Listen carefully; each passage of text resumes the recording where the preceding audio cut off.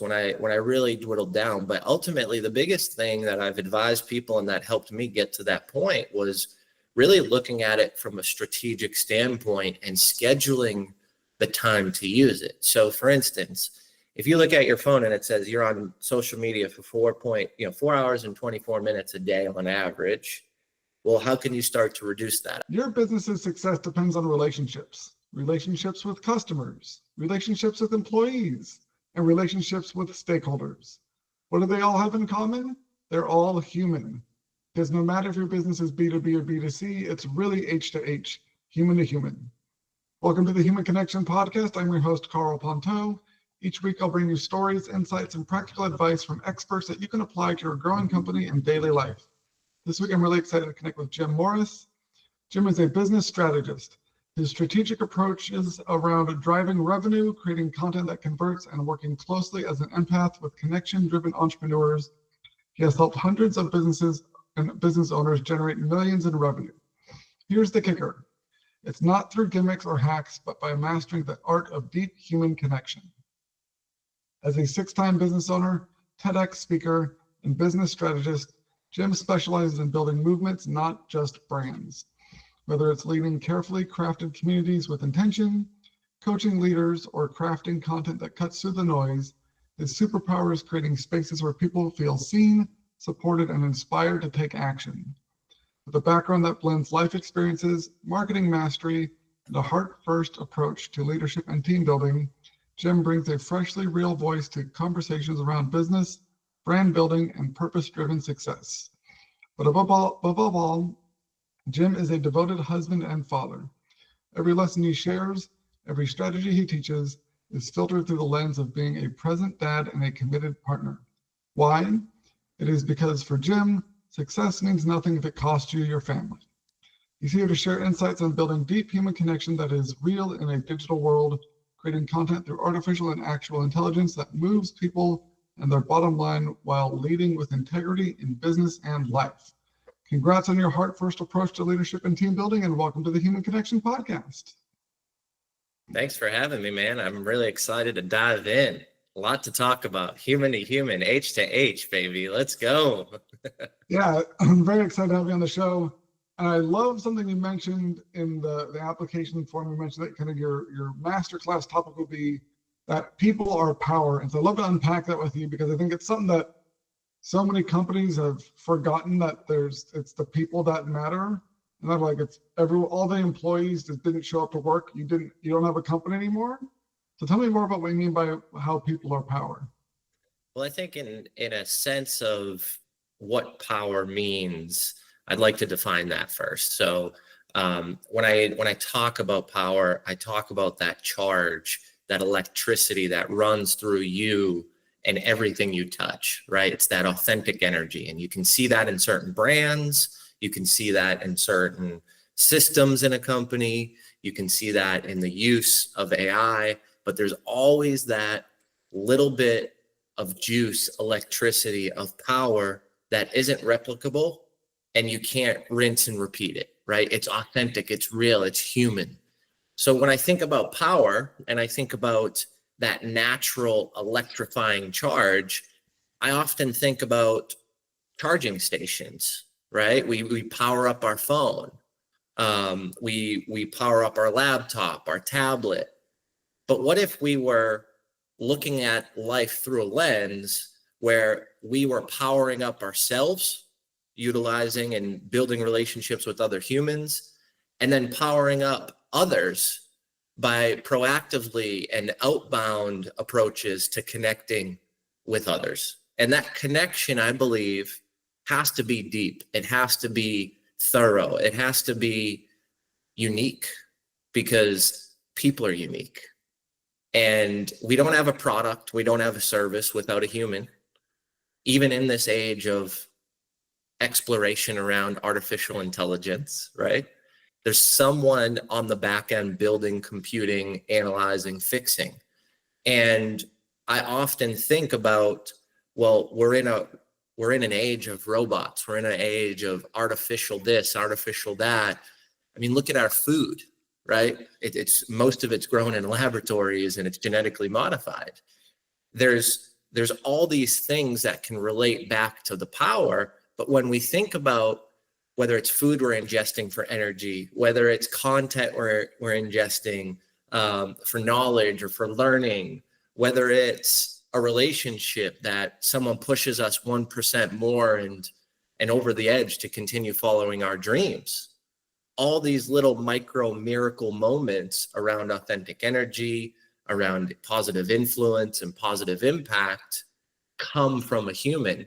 So when I say that their power, I think humans are involved in everything at every level. And I think they hold the power, because an automation, a machine, a tech, a system, that can be unplugged and that power can be removed immediately, right? When it comes to humans, we have support systems, we have communities, we have networks. So when we become a little bit unplugged from our cause, our brand promise, our why statements, right? These common words that you hear being used. But when you dive into them, there's so much depth and there's so much real, raw, vulnerable understanding of one to another. And when we get to that level and we build that deep human connection, I believe that we get fully charged and the people around us get fully charged. And that's when miracle moments happen and when positive impact occurs.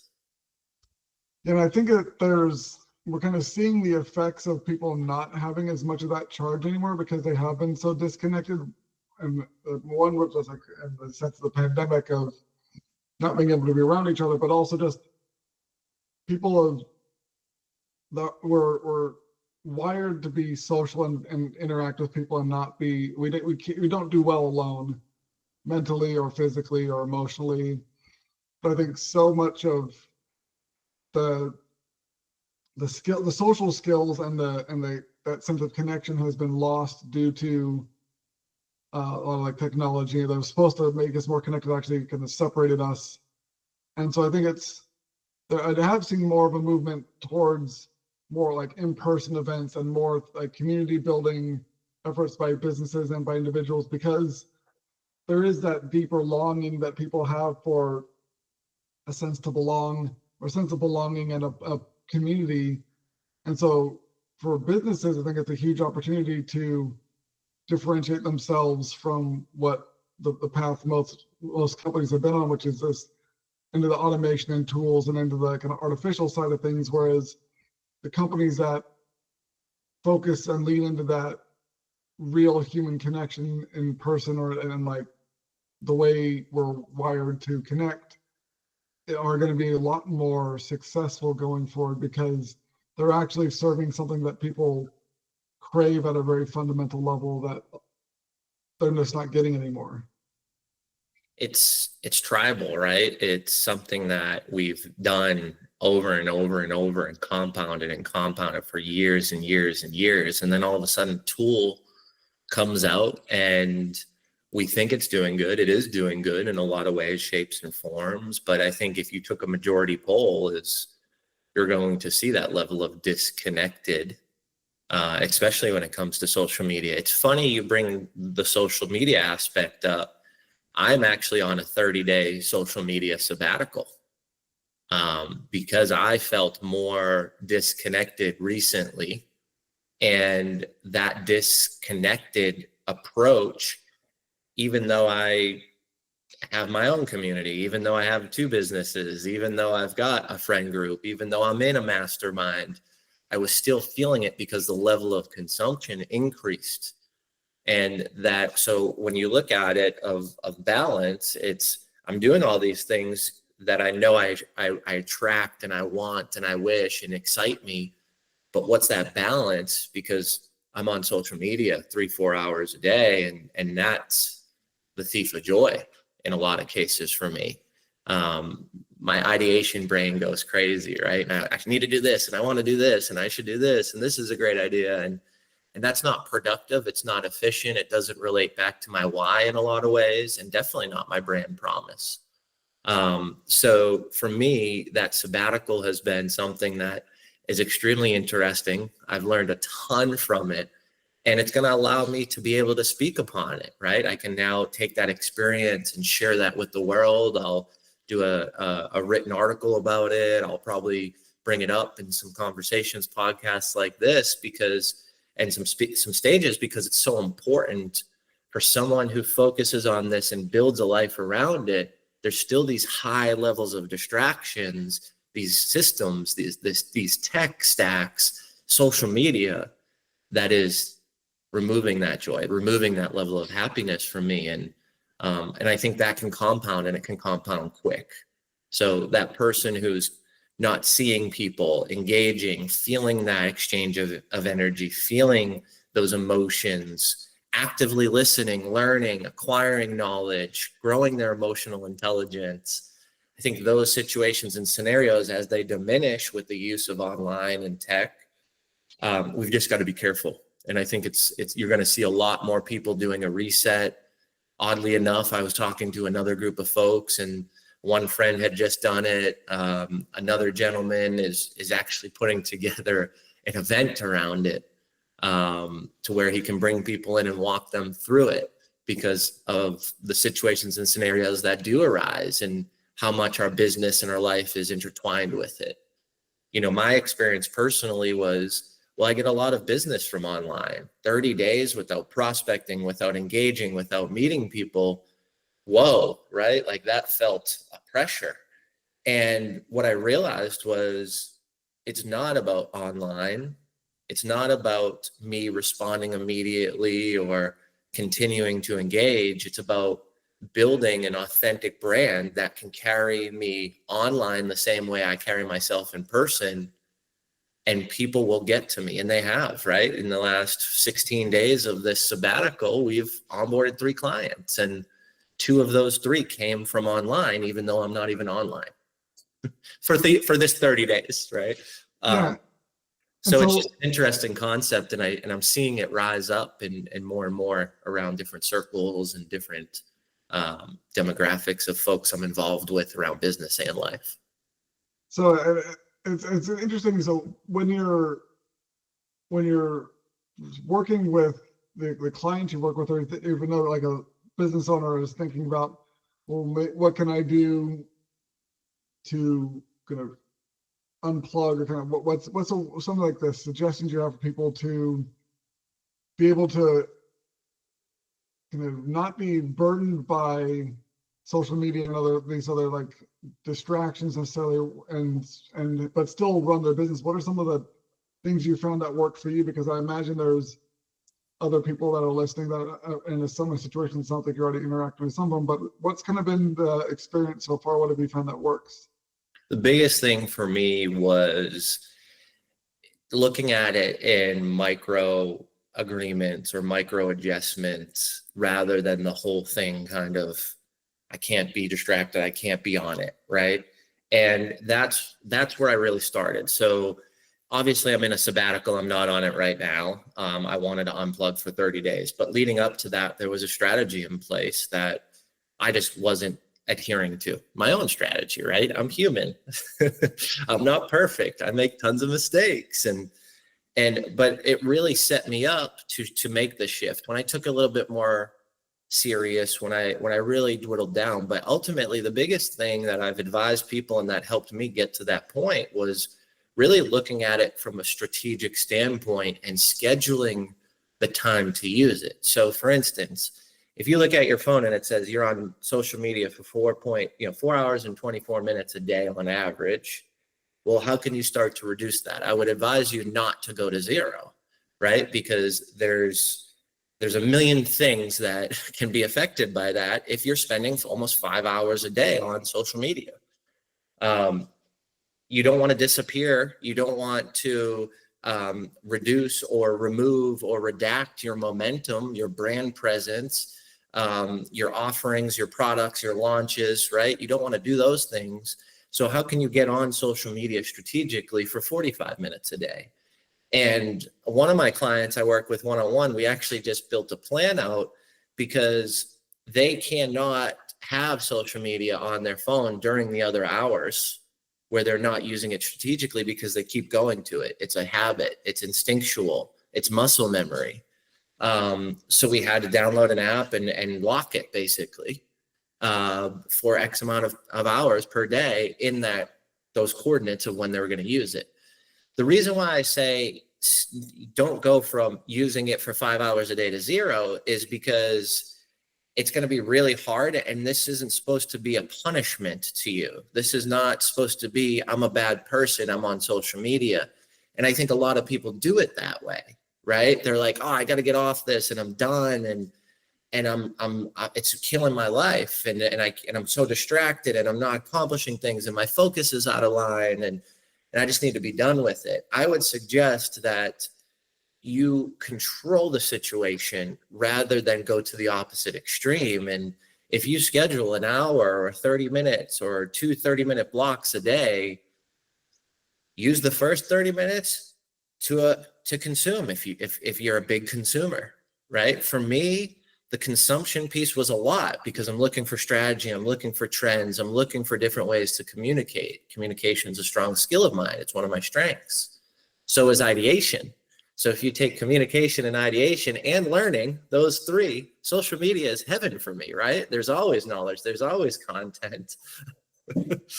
So I had to really dwindle down to let me scroll and consume for 15 minutes and then let me run business for 15 minutes. And that's how I started to break it up. And when you focus and it's on that small segmentation of that focus, you really hit it hard. And then what started to happening was it was 30 minutes of business and no scrolling. It was no consumption. Because that 15-minute block, I generated leads, I built connections, I pulled it into my calendar, from the DMs to the calendar to the text messages, and I could communicate differently, more direct and more efficient. Because whenever we're prospecting or selling or helping people to make a decision or guiding them, they're distracted too if they're on social media. And we tend to forget that. We think we may be the only distracted ones. So if we can get them to a conversation, to the calendar, to a text message, it's going to reduce that back and forth, that use of energy, that complication, and ultimately that distraction on both ends of the conversation. Yeah, I found the more you can get into a synchronous form of communication where you're both present and both able to communicate back and forth without the chance of distraction or someone getting lost in spam or getting buried in an inbox, the more likely the relationship is to move forward in either a personal or professional manner. And that there are just so many distractions and so many things vying for people's attention that and just being mindful that, like you said, you're not the only one who's being influenced by these platforms and these habits and the behavior that habits we've built over the years that now sounds like a lot of people are trying to break or change, which is a good thing. So when you're working with someone, what's kind of like, I'd love to hear like a success story you've helped someone when it comes to their brand and building that human-to-human connection, that more authentic connection with their clients and for their business. So we run a system called the Human Connection Sales System. And basically it starts with your vernacular and your verbiage. So when we get into these trainings around sales, we start to call people, and you heard me say it, right? A prospect, a lead. Did we get a meeting with them? Is the proposal sent? Did they review it? Did we win? Did we lose? And I think that's really where you start to separate from, are we selling someone something or are we connecting and creating positive impact? So instead of a lead, I would say sparked interest, right? Instead of a prospect, connection opportunity. And so we start by going through the verbiage, because I believe when you're looking at something day in and day out, like a pipeline, that gets embedded in your brain and you start to make decisions subconsciously and consciously based on what you're observing day in and day out. And we know as sales professionals, we live in our CRMs, we live in our pipelines. So I think it starts with the language you're using. So we run through a whole system, we go through the sales process, and then we ultimately look at the psychographics of their client, right? What are they? And when people look at the psychographics, I think they look at what can I say in copy, right? Like what can I write that aligns with this avatar client or this person? And I think we really need to understand the behaviors, and we need to understand what they're thinking, and we need to look at it from all aspects, right? So if you write great copy and it aligns with your target market, and if you get and you run an ad and the graphic aligns and you get them on a call, and your salesperson is talking a completely different language, is extremely aggressive, the tone is different, they're using Grant Cardone tactics and Tai Lopez tactics on sales, and really bullying is what I would call a lot of this modern day icky sales tactics, then they're not going to close the deal, because you've attracted someone who does not want to converse in those ways, who doesn't want to feel blatantly sold to, and wants to build a relationship. So I think if you really start with the verbiage, the usage, the systems, and you kind of run through all that into your marketing, into your lead gen, into your awareness, implementation, action phases, and then you look at it from the closing perspective of sales, that's really what we help with. And funny enough, when we start to do things like that, revenue increases. And then when we start to measure tactics around effectiveness and efficiency, team performance metrics enhance. So by treating your customer or your potential prospect or lead or client in a different way and conversing with them and using different language, it actually also helps the interworkings of culture, of team. There's more opportunity to play and to not feel so stressed and pressured. And what we've seen that result in is more effectiveness and ultimately more efficiency, which leads to that bottom line. People stay longer, they stick around, they don't silently quit. There's conversations to be had. There's open door policies that are actually being used rather than, stuck in page 87 of an employee onboarding manual. So it's been really entertaining and enlightening to really see the impact of that, all related back to how we look at and enhance some systems that we've used and have been outdated at this point. The trust factor takes longer in 2025. The sales cycle takes longer. If you're not trying to build the relationship in each stage of the process and really focus on the person, it's going to be hard as hell to close those deals. And we're seeing it with some of our clients who have just come on board. We've seen it with some of our competitors that we work with. I've seen it on the speaking circuit and behind stages. We're seeing it everywhere. And I think it's really the time to double down and really focus on human connection, especially in today's world. Awesome. Well, thank you so much for connecting with me today, Jim. If you enjoyed this episode of the Human Connection podcast, please leave a review, and share it. If you'd like to connect with myself or Jim, check out the links in the show notes. And remember, no matter if your business is B2B or B2C, it's really H to H, human to human. Happy connecting.